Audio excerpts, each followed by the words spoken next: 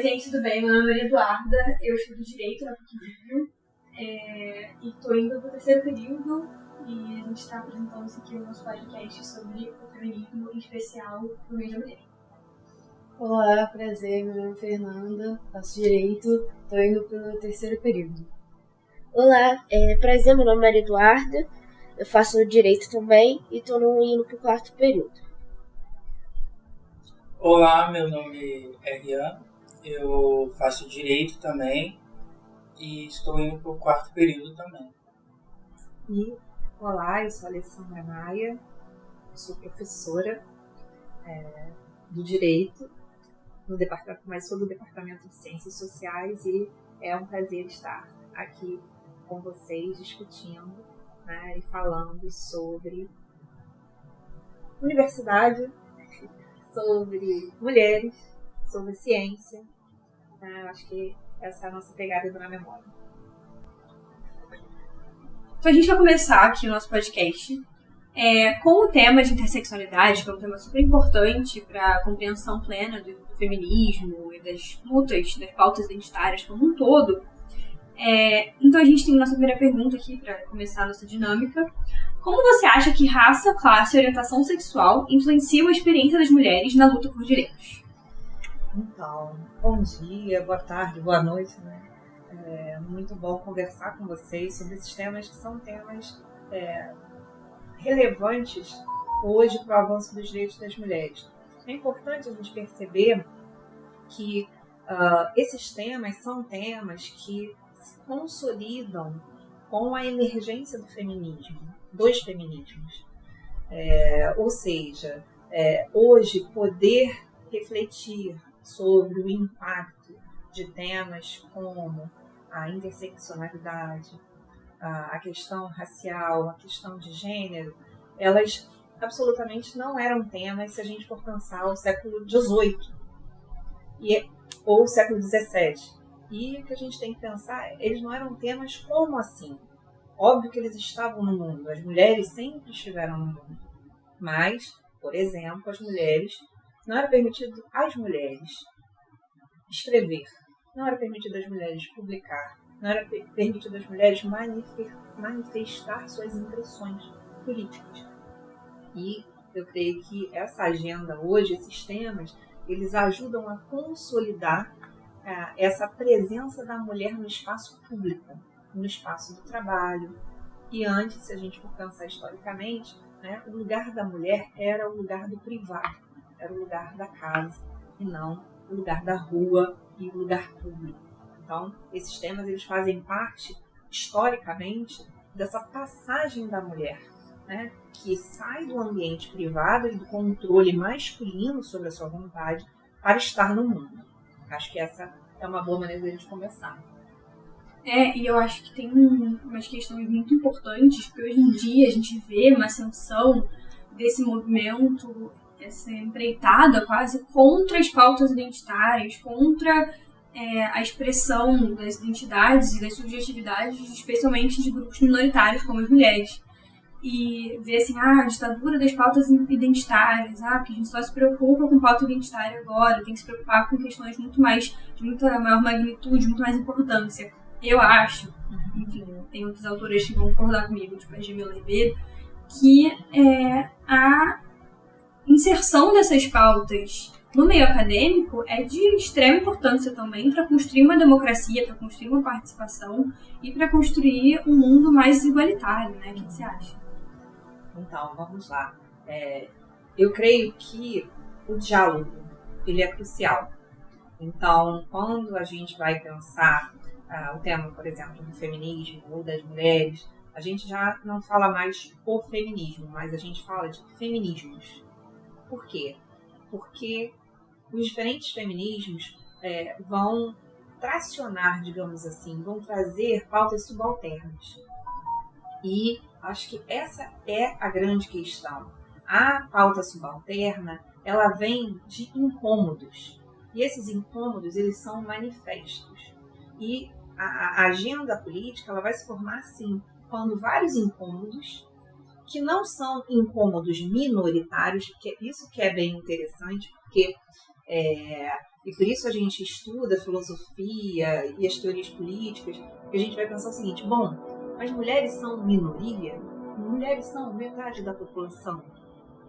Pessoas negras no Brasil são metade da população. Então, até mesmo, né, quando a gente traz o tema da minoria, a gente tem que compreender que é de um estranhamento, inclusive. Como é que pode metade da população, né, não ser a pauta da política? Como é que pode metade da população não estar incluída nas posições de decisão? Como é que pode metade da população, né, não ver um semelhante, não que isso seja a única coisa, né? Eu vinha para cá pensando, eu falei assim, bom, mulheres no poder, teve a Margaret Thatcher, né?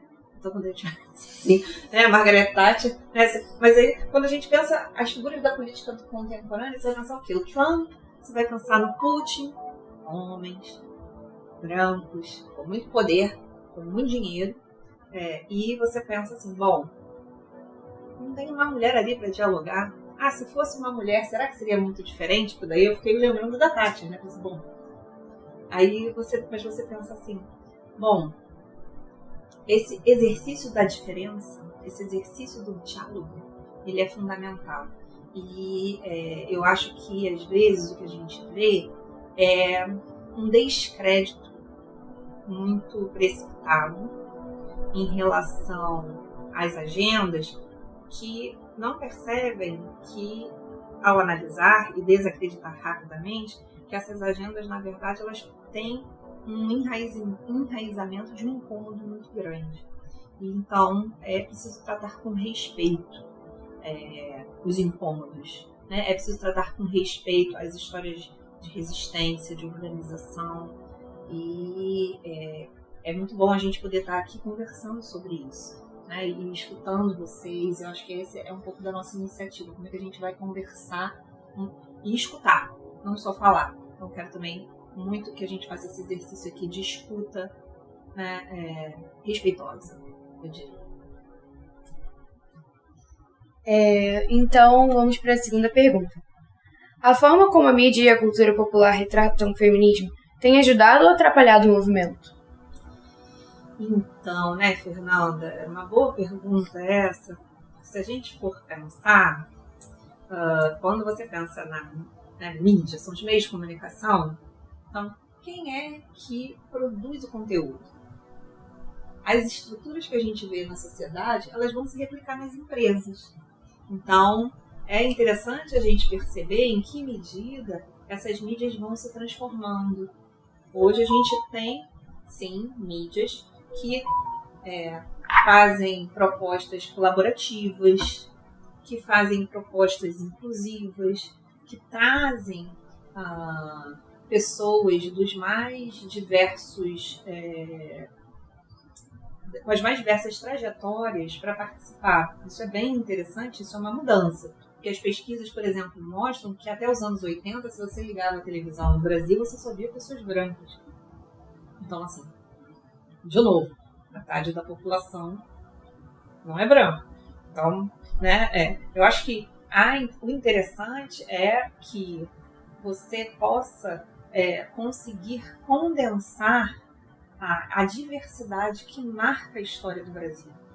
E eu acho, de novo, esse é um processo, né, essas lutas sempre existiram, as pessoas resistiram ao longo do tempo, mas elas, digamos, têm estado mais robustas no sentido, inclusive, do acesso à universidade, que é fundamental, a meu ver. Quando a gente vê autores como Franz Fanon, Du Bois, eles chamam a atenção, né, para o fato da relevância de você conseguir formar pessoas na universidade, nas mais diversas áreas, para que você possa...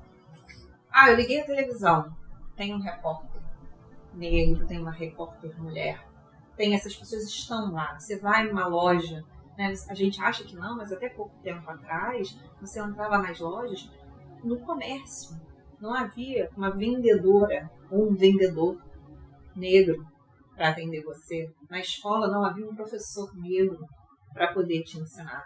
Então, por que essas pessoas não podem estar nesses lugares? Né? Então, eu acho que é um pouco sobre a atenção a como as pessoas estão presentes nas profissões. Como as mulheres também. Por que as mulheres estavam sempre relegadas ao cuidado? Eu acho que o feminismo é tão interessante que ele faz a gente refletir o cuidado. Vou tentar explicar um pouco. É legal você fazer sua própria comida. É legal você arrumar o seu ambiente. Né? Quando a gente fala de autonomia, né? A gente vai ler, eu não sei, vamos ler Marx, vamos ler Rosa Luxemburgo, vamos ler as autoras feministas, Butler. Você ser o ator ou a atriz da sua própria história significa tomar para você coisas genuínas. Então, hoje, quando a gente pensa no que é sustentável do ponto de vista da alimentação, comer uma comida legal que você preparou, que foi preparada ou que foi preparada com cuidado, né? Isso é algo, poxa, 10 é importante. E a gente terceiriza. A gente vive um mundo que terceiriza tudo. A gente terceiriza quem ajeita a cama que a gente vai dormir, a gente terceiriza a comida que a gente vai comer, a gente terceiriza o cuidado com quem a gente ama. Então o feminismo também vem nessa contramão. De dizer, olha, isso é um trabalho sim, né? Dá trabalho fazer comida, dá trabalho organizar seu ambiente, dá trabalho cuidar de filhos, dá trabalho de cuidar de pessoas com idade. Então, como é que esse cuidado vai ser administrado na sociedade e o quanto de genuíno a gente perde às vezes por não fazer, porque a pressão do trabalho, você tem que trabalhar, então eu tenho que trabalhar. Se eu tenho que trabalhar, eu vou fazer o quê? Eu vou trazer uma marmita? Quem é que vai fazer? Como é que vai ser essa comida que eu vou trazer? Né? Então, assim, ela vai te sufocando, como dizia o velho Marx, né? O trabalho, ele sufoca, ele aliena. Por que ele aliena? Porque quando você vê, você não está fazendo sua comida, você não está cuidando da sua casa, você não está cuidando, né, daqueles que você ama. Por quê? Porque você está ali que você tem que ter dinheiro para poder pagar suas contas.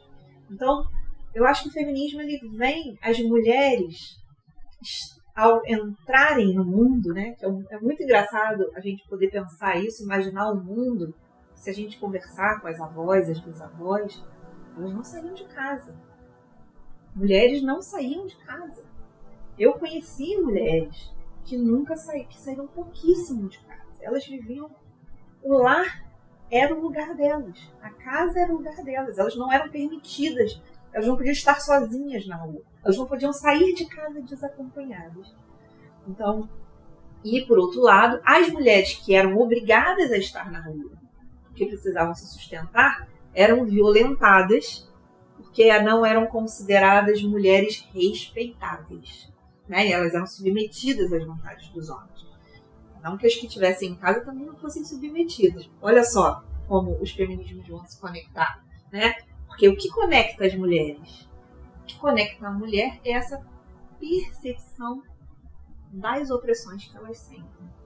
E isso é o que tece as tramas de quando você vê uma pessoa muito famosa. Eu estava vendo que teve uma cantora que fez o gesto de estar sofrendo violência, né, num show. Ela terminou o show e fez aquele gesto de ajuda, de pedir ajuda que está sofrendo um tipo de violência. Então, é muito interessante a gente perceber que as violências, elas são interseccionais. Então, assim, elas vão ser diferentes. E a gente tem que ter esse cuidado também de não querer dar uma gradação, tá vendo? Esse sofrimento é maior que esse sofrimento é sofrimento. Ponto. Né? E perceber também o que é grave, né? E o que é sistemático, o que é estrutural. Então, a gente tem que ter um cuidado em perceber que o estrutural é relevante. Ou seja, obviamente que é fundamental o direito da mulher, é fundamental a questão da raça, mas sem a estrutura, que tudo isso conflui para a pobreza, porque não é só, né? Vamos prestar atenção. Essas questões todas são relevantes, mas quando você vai pensar, pensa a questão de gênero, travesti. Travesti não pode trabalhar. Então, assim, isso relega o grupo à pobreza. E aí a prostituição. Então, assim, são questões de como é que elas se atravessam, por isso que, voltando à nossa pergunta inicial, por isso que é algo trans, né? É algo que é interseccional, porque as coisas se atravessam e a gente não pode esquecer de como estruturalmente isso significa uma situação subalterna de classe. Isso significa que você vai ter o acesso diminuído às oportunidades de uma vida plena, de exercício de suas liberdades, né? E do acesso ao bem-estar. Engatando nessa questão da população travesti em relação à prostituição, e lembrando da pergunta em relação à mídia, que foi a nossa segunda pergunta, não é sobre a população travesti especificamente, mas engatando nessa questão da prostituição, tem aquele filme A Nora, que saiu agora, recebeu o melhor filme do Oscar. E acho importante comentar que existe um diálogo nesse filme um pouco, assim, aqui não é a nossa intenção discutir o filme, né, mas na minha percepção eu senti que o filme ele faltou um pouco, e isso falando por causa da pergunta da mídia, né, como que a mídia vem representando o feminismo, como que a mídia vem representando as pautas que o feminismo aborda, que inclusive o empoderamento e a libertação sexual da mulher é uma das pautas do feminismo, especialmente atualmente. E o filme eu senti que faltou um pouco, ou seja, a mídia ela tem representado pouco as nuances, especialmente do trabalho dos trabalhadores do sexo, né? Vem romantizando esse trabalho, vem percebendo esse trabalho como algo, como uma ferramenta de empoderamento, ao invés de olhar para a realidade e ver que muitas vezes é pela necessidade e não pela escolha, né? Eu acho que a mídia ela tem pecado nesse quesito, assim, porque o filme se propõe em ser um filme progressista, um filme que aborda a prostituição e as trabalhadoras do sexo com um olhar mais apurado, mas eu acho que ele faltou com isso, assim, acho que a mídia ela tem faltado com isso ultimamente. Então, isso são... A gente... exatamente.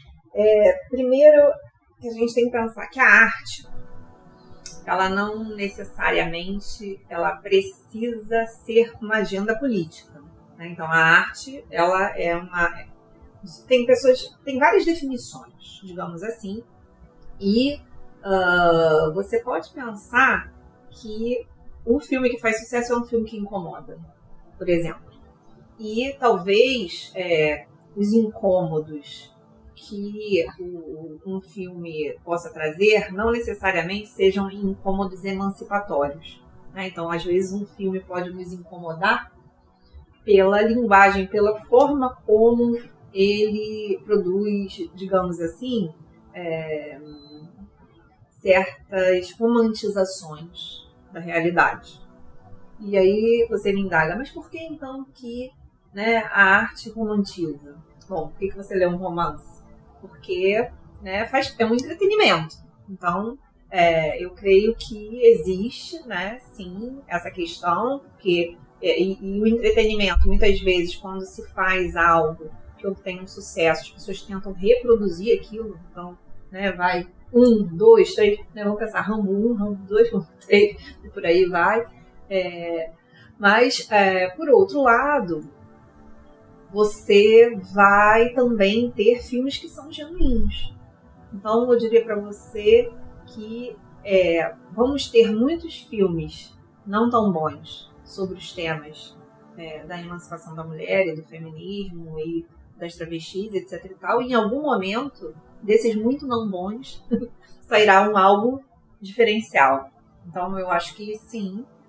O que eu poderia dizer para você é que, em relação ao A Nora, ele ainda não me parece ser o diferencial a respeito disso, né? Acho que se enfatizou bastante a respeito dele é que ele é uma produção independente, que é algo salutar se a gente for pensar que num grande estúdio, a presença estrutural do que se controla a respeito da arte, né? Então, quando você tem estruturalmente um financiamento muito pesado, ele um pouco direciona o que pode ser gravado, o que não pode, o que é tenda e o que não é. Então, o fato de ser independente, ser uma posição independente, ajuda nesse sentido. Vamos lá. Agora a próxima pergunta seria: há uma resistência social ao feminismo? Aí essa é boa, hein, Dudinha? Dudinha não é... Bom, eu creio que sim, né, Dudinha? Eu acho que é uma resistência... Quando a gente fala de resistência social, a gente fala de mudança. Então, acho que as sociedades, elas tendem a resistir às mudanças. E aí você me pergunta, mas a sociedade é uma coisa muito... Como assim a sociedade? Verdade, né? Ela não é um abstrato, né? Ela é formada por grupos. Então, os grupos. Então, vamos pensar assim, existe um grupo que está numa empresa, que está numa padaria, que está num comércio. Este grupo, ele é majoritariamente masculino. Então, quando você tem mais mulheres ali, por exemplo, qual foram as primeiras demandas das mulheres quando chegaram em ambientes onde não havia mulheres antes? A gente quer um banheiro, porque não dava para usar o mesmo banheiro que os homens. Então, agora tem a ideia do banheiro unissex. A sociedade aceita a ideia do banheiro unissex? Não. Tampouco a sociedade, né, acha com bons olhos que mulheres e homens estejam no mesmo banheiro. Então, é interessante a gente perceber como essas resistências, elas vão para além, né? Elas vão, por exemplo, no sentido, para as mulheres, se você tem filho, o filho é porque você não quer trabalhar. Quando você é homem, se você tem filho, tá vendo? Você precisa do emprego, porque afinal você tem que sustentar seu filho, né? Se você tem filho e você é mulher, tá vendo? Essas reuniões, ela não vai ter tempo livre para poder, né, estar, né, mais no trabalho. Então, a forma como a sociedade vê os compromissos com o trabalho da mulher e do homem, ela é algo em adaptação. Quando eu, por exemplo, comecei a trabalhar, não existia licença maternidade. Quando a mulher tinha filhos, ela não podia trabalhar. Então, isso foram conquistas, né? O direito à licença maternidade, inclusive na universidade, inclusive na pós-graduação, o direito da aluna que engravida. Olha só, isso é interessante porque no Brasil, por exemplo, que a gente tem muitas alunas que engravidam ainda no ensino médio, o que significa uma aluna que engravida? Ela para de estudar? Então, assim, eu acho que essa discussão é uma discussão nova. Por quê? Porque antes era o seguinte, você engravidou, então você agora continua no lar. Você não pode estar no trabalho, você não pode, né, estar na escola. E como lidar com isso de uma forma digna, é uma agenda fortíssima do feminismo. E por outro lado, eu diria para você, a sociedade, ela diz o seguinte, tá bom como tá. Para que a gente vai mudar? E aí estão as mulheres para dizerem o seguinte, não está bom não. Mulher não temos, às vezes nós temos, quando a gente está na época da menstruação, por exemplo, às vezes tem pessoas que passam muito mal. Então tem países que já tem, a mulher tem direito a tirar um dia de folga por mês, né? Se ela está se sentindo péssima para ir trabalhar por conta disso. Enfim, mas são, de novo, questões que as mulheres precisam estar no ambiente, as mulheres precisam ocupar os lugares para que isso possa se tornar uma agenda. E não é a mesma coisa um homem falar sobre... Não é que ele não possa falar, né? Mas, vamos lá, um grupo de trabalho sobre o direito das mulheres que tenha só homens, Não tem como. sabe? Aí você fala assim, poxa, mas então vocês querem decidir ou propor uma lei sem saber a opinião das mulheres a respeito disso? Então é sobre isso, né? Por isso que não adianta só, né? Porque também às vezes na política tem muito isso. Não, então vamos chamar elas aqui para ouvir.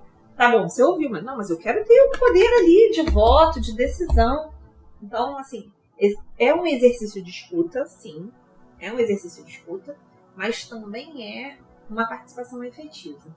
Eu acho que é isso que a gente ainda está, né, no momento que a gente vive, no país onde nós vivemos, a gente ainda está nesse processo de transformação. Porque quando as mulheres hoje, conheço muitas que são eleitas, elas falam assim, a gente está aqui, a gente fala, a gente não é ouvida.